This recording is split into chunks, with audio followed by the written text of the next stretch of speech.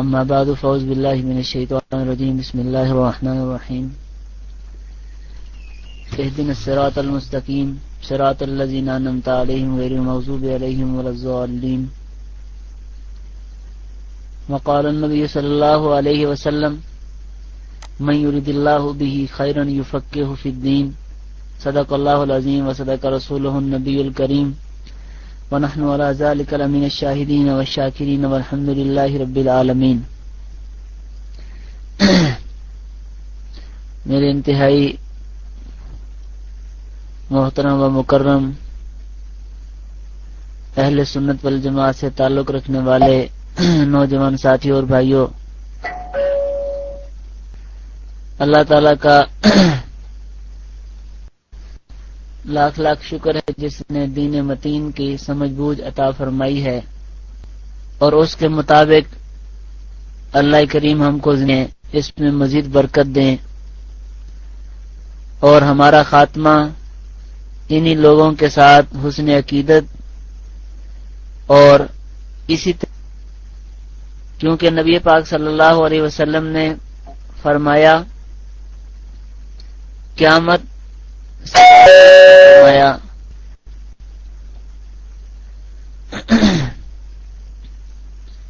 ترمذی شریف میں روایت ہے، ارشاد فرمایا سیکون فی آخر الزمان، اور نبی پاک صلی اللہ علیہ وسلم کا یہ فرمان مسلم شریف کے اندر موجود ہے، اور ترمذی میں آپ نے فرمایا کہ قیامت سے پہلے فرمایا 73 گروہ بنیں گے اور سب کے سب جہنم میں جائیں گے مگر ایک جماعت جنت میں جائے گی۔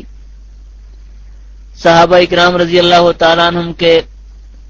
فرمان کے مطابق آپ نے اس کی تشریح کی، ما انا علیہ واصحابی، جو میرے اور میرے صحابہ اکرام کے طریقے پر ہوگی وہ جنتی جماعت ہوگی۔ اور اللہ تعالیٰ نے قرآن پاک کے اندر ارشاد فرمایا یوم تبیض وجوہ وتسود وجوہ، کہ قیامت کے دن بہت سارے چہرے ایسے ہوں گے جو روشن اور چمکدار ہوں گے، اور بہت سارے چہرے ایسے ہوں گے جو فرمایا سیاہ ہوں گے، اور جن لوگوں کے چہرے قیامت کے دن روشن اور چمکدار ہوں گے، حضرت نبی پاک صلی اللہ علیہ وسلم نے اس کی تشریح میں فرمایا کہ وہ لوگ اہل سنت والجماعت ہوں گے، اور جن لوگوں کے چہرے قیامت کے دن کالے اور سیاہ ہوں گے، فرمایا ہم اہل البدعۃ والضلالہ،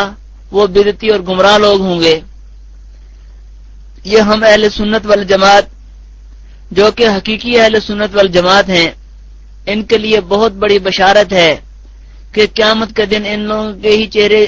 روشن و چمکدار ہوں گے اور یہی لوگ جنتی ہوں گے، اور ان کا نام نبی پاک صلی اللہ علیہ وسلم نے رکھا ہے۔ دنیا کے اندر جس طرح 2 نمبر کپڑا ملتا ہے، جس طرح 2 نمبر کھانے پینے کی اشیاء ملتی ہیں، اور ہر طرح کی 2 نمبر چیزیں موجود ہیں، اسی طرح دین کے اندر بھی 2 نمبر لوگ موجود ہیں جنہوں نے نبی پاک صلی اللہ علیہ وسلم کے مقابلے میں ایک نیا دین بنایا ہے، اور اس کو بدعت کہتے ہیں۔ دین میں کسی بھی قسم کے اضافے کو شریعت بدعت کہتی ہے۔ جس طرح جڑی کھیتی کے اندر اگاتی ہیں، کوئی بندہ گندم کی فصل کاشت کرتا ہے اور اس میں جڑی بوٹیاں اگائیں تو مالک ان کے اوپر سپرے کر کے ان کو تلف اور ضائع کر دیتا ہے، کیونکہ وہ کھیتی کے لیے نقصان دہ ہیں۔ اسی طرح دین کے اندر جب نئے نئے رسومات آ جائیں، جب دین کے اندر نئے نئے طور طریقے آ جائیں، تو نبی پاک صلی اللہ علیہ وسلم نے فرمایا کہ من احدث فی امرنا ھذا ما لیس منہ فہو رد، جس آدمی نے ہمارے اس دین کے اندر کوئی بھی نئی بات گھڑی وہ مردود ہے، یعنی وہ بات گھڑنے والا بندہ مردود ہے۔ ملا علی قاری فرماتے ہیں کہ وہ چیز مردود ہے، دونوں باتیں درست ہو سکتی ہیں۔ معلوم ہوا کہ دین کے اندر بدعت اتنی سخت چیز ہے کہ یہ مردود ہی مردود ہے، یہ کبھی بھی مقبول نہیں ہو سکتی۔ اس لیے حضور نے فرمایا من وقر صاحب بدعت فقد اعان علی ہدم الاسلام، جس نے کسی بدعتی کا اکرام کیا، اس کی عزت کی، اس کو سلام کیا،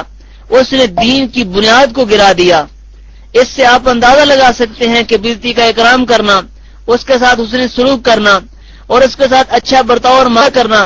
حدیث میں فرمایا یہ اسلام کی جڑیں اکھیڑنے والا بندہ ہے۔ اور ایک حدیث میں یوں بھی ہے کہ حضرت عبداللہ بن عمر رضی اللہ تعالیٰ عنہ ایک مسجد کے اندر تشریف لے گئے، وہاں وہ لوگ ایک بدعت والے عمل میں مصروف تھے۔ حضرت ابن عمر رضی اللہ نے فرمایا کہ مجھے جلدی جلدی یہاں سے لے چلو، میں ان بدعتیوں کے پاس نہیں ٹھہرنا چاہتا۔ حضرت عبداللہ بن عمر رضی اللہ تعالیٰ عنہ کے ایک بندے نے سلام بھیجا، حضرت کو جب وہ سلام پہنچا حضرت نے کہا میری طرف سے اس کو سلام نہ کہنا، کیونکہ اس نے دین کے اندر بدعات جاری کی ہیں، میں اس کو اپنا سلام نہیں بھیجنا چاہتا۔ دین کے اندر بھائیو بدعات یہ دین کے لیے سب سے خطرناک چیز ہے۔ جو بندہ نئی نئی رسومات نکالتا ہے اور دین کا اس کو حصہ سمجھتا ہے، گویا وہ دوسرے لفظوں کے اندر یہ بتانا چاہتا ہے کہ نبی پاک صلی اللہ علیہ وسلم نہیں صحیح سمجھا کے گئے، آپ نے دین پورا نہیں دیا، آپ نے مکمل باتیں نہیں بتائیں۔ یہ بہت ساری چیزیں ہیں جو آپ صلی اللہ علیہ وسلم سے رہ گئی ہیں، اور نعوذ باللہ ہم ان چیزوں کو مکمل کر رہے ہیں۔ اس لیے شریعت نے شدت کے ساتھ اس کا انکار کیا ہے اور مذمت کی ہے، چونکہ نبوت ساز ہے بدعت۔ اور پھر دنیا کے اندر جتنے بھی گناہ کبیرہ ہیں، انسان غیبت کرتا ہے، چوری کرتا ہے، زنا کرتا ہے، ڈاکہ ڈالتا ہے، یہ جتنے بھی گناہ ہیں یہ غیبت سے کم تر ہیں۔ اس لیے کہ ان گناہ کے اوپر انسان کو توبہ کی توفیق ہو جاتی ہے، انسان گناہ سمجھ کے یہ گناہ کرتا ہے۔ لیکن غیبت ایک ایسا بڑا گناہ ہے کہ انسان اس کو گناہ سمجھتا ہی نہیں، بندہ سمجھتا ہے شاید یہ نیکی کا کام ہے، یہ اچھائی کا کام ہے، اس کے اوپر ثواب ملے گا۔ یہی وجہ ہے کہ آج جتنے بھی اہل بدعات ہیں، جب ہم ان کو دیکھتے ہیں کہ وہ ختم دے رہے ہیں کھانے کے اوپر، وہ کھانے کے اوپر فاتحہ پڑھ رہے ہیں، وہ کوئی بندہ مر جاتا ہے اس کے تیسرے دن کل کر رہے ہیں، اس کا 10واں کر رہے ہیں، اس کا 40واں کر رہے ہیں۔ جب پوچھا جائے کہتے ہیں جی اس میں حرجی کیا ہے، نبی پاک صلی اللہ علیہ وسلم نے کہاں منع کیا ہے؟ تو ہمارا سوال یہ ہے کہ اگر یہی بات ہے کہ حرجی کیا ہے، تو پھر تو کوئی بندہ صبح کے جو 2 فرض ہیں یہ 4 پڑھ لو تو حرجی کیا ہے؟ نبی پاک صلی اللہ علیہ وسلم نے کہاں جو ہے وہ 4 پڑھنے سے منع کیا ہے؟ کسی حدیث کے اندر بھی منع نہیں کیا، اور لہذا یہ نیکی کا ہی کام کیا، اس نے 2 رکعتیں زیادہ کی ہیں، اور اس کے اندر اس نے جو ہے نا وہ سجدے زیادہ کیے ہیں، تسبیحات زیادہ کیے ہیں۔ جب شریعت اس کام سے روکتی ہے اور کوئی بندہ بھی اس کام کو درست نہیں سمجھتا، بلکہ ہر ایک کہتا ہے کہ نہیں نماز اس کی نہیں ہوگی، جو 2 فرض شریعت نے بتائے ہیں وہ 2 ہی پڑھنے پڑیں گے، اگرچہ 4 سے منع نہیں کیا، لیکن شریعت میں چونکہ 4 کا ثبوت نہیں تھا، اگر صبح کے 4 فرض ہوتے تو شریعت 2 نہ بتاتی بلکہ 4 بتاتی۔ اسی طرح زور کی 2 سنتے ہیں، کوئی بندہ 4 سنتے پڑھے تو گناہ ہوگا، اگرچہ اس نے 2 سنتوں کے اندر زائد قرات کی ہے، اس کے اندر تسبیحات پڑھی ہیں، اللہ تعالیٰ کی حمد و ثنا کی ہے، لیکن یہ گناہ کا کام اس لیے ہے کہ اگر یہ شریعت کا حصہ ہوتا، نبی پاک صلی اللہ علیہ وسلم نے اس کو فرمایا ہوتا تو یہ دین بن جاتا۔ آپ نے جب اس کو کیا ہی نہیں ہے، نہ آپ نے کرنے کا حکم دیا ہے، تو جو بندہ بھی کرے گا یہ گناہ کا کام کر رہا ہے۔